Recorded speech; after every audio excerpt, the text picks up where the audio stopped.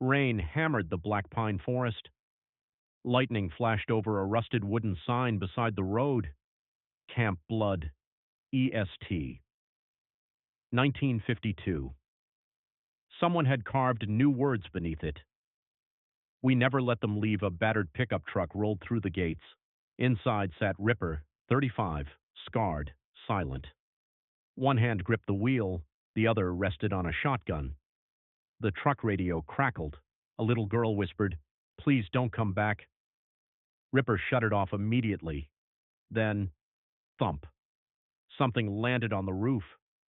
Heavy footsteps dragged slowly overhead. Ripper looked up as long black fingernails scraped down the windshield. A pale, upside-down face lowered into view. No eyes. Only a stretched smile filled with human teeth. Ripper slammed the gas pedal. The creature vanished into the storm. The truck skidded to a stop near the abandoned camp lodge. Every cabin door stood open. Swings creaked by themselves. Ripper stepped into the rain carefully. His radio crackled again. "Ripper, you there?" "Yeah." "They found another body." "How much?" Silence. Just the teeth. Ripper stared toward the lake beyond the trees. The water was perfectly still despite the storm.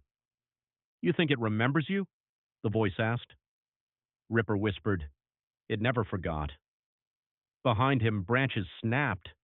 Something huge moved through the trees above the ground, circling him, watching. Then laughter echoed through the forest, children laughing. Elsewhere on the highway, a live stream van sped toward Camp Blood. Inside were Trevor, Melissa, Kyle, and Jenna. Trevor grinned into the camera. "What's up, night crawlers? Tonight we explore the real Camp Blood." Melissa frowned at the dark woods. "This place has 27 missing persons cases." Kyle laughed. "Exactly why we're getting views."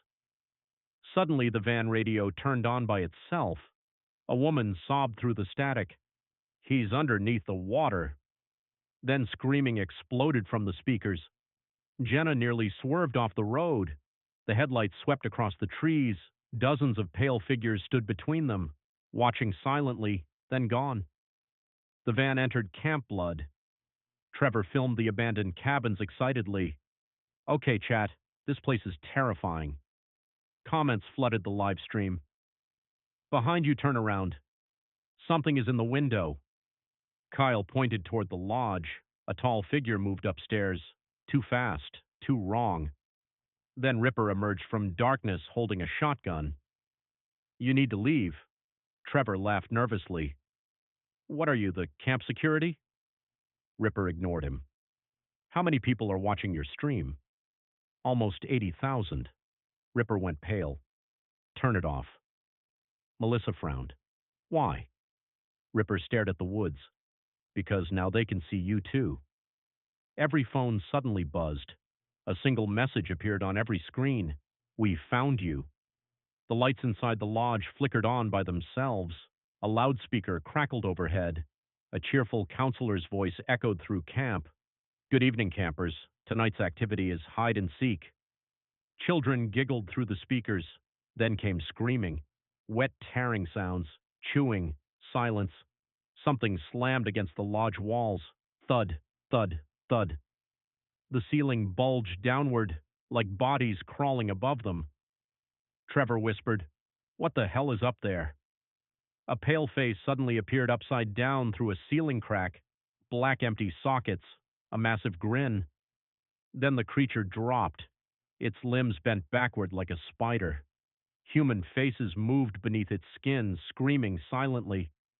Kyle screamed as it tackled him. Ripper fired. Boom. Black blood exploded across the walls.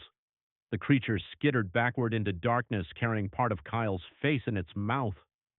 More scratching echoed overhead. More than one creature, a lot more. Outside, shapes climbed down from the trees surrounding the lodge. Hundreds of them. Ripper pumped another shell into the shotgun. "We run for the lake." "The lake?" Melissa cried. Ripper stared toward the black water, terrified. "That's where it sleeps." The creatures outside suddenly stopped moving. The entire camp went silent. Then the lake began to bubble. Something massive moved beneath the surface. Trees bent outward. The loudspeaker crackled one final time. A deep, distorted voice whispered, "Welcome home, last camper." A gigantic shape began rising from the black water, and Ripper started shaking because he recognized it.